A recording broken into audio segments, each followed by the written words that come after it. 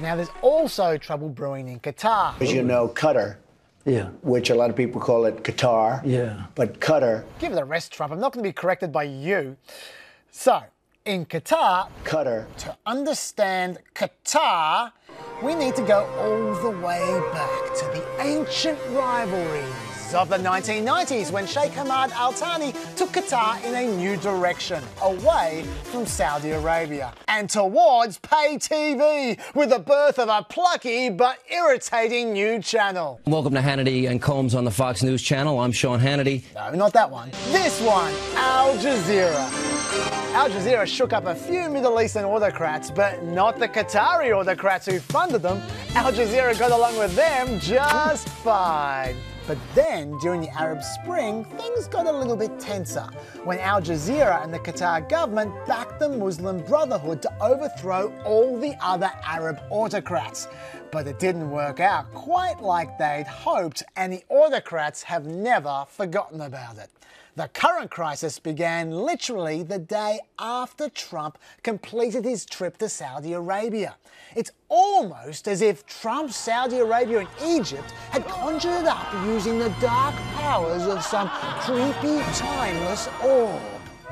The Qatari state news quoted their emir as saying some controversial pro-Iranian things. Now, the emir denied he'd spoken at all, saying the news site had been hacked.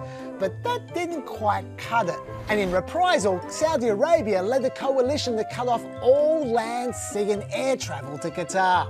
The coalition was made up of Saudi Arabia, Bahrain, United Arab Emirates, Yemen and Egypt. Hey, don't forget me!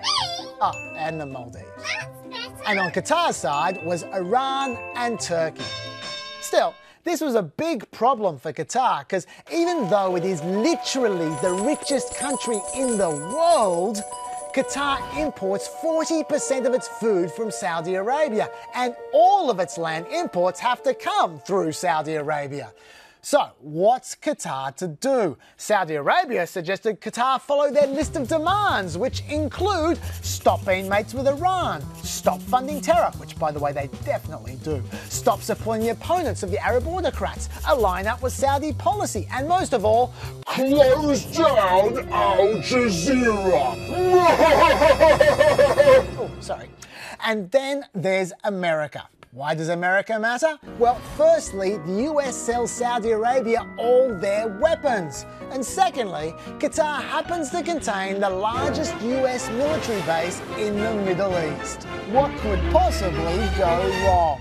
When the blockade first happened, Trump immediately threw in with Saudi Arabia. During my recent trip to the Middle East, I stated there can no longer be funding of radical ideology. Leaders pointed to Qatar. Look, perhaps this will be the beginning of the end to the horror of terrorism.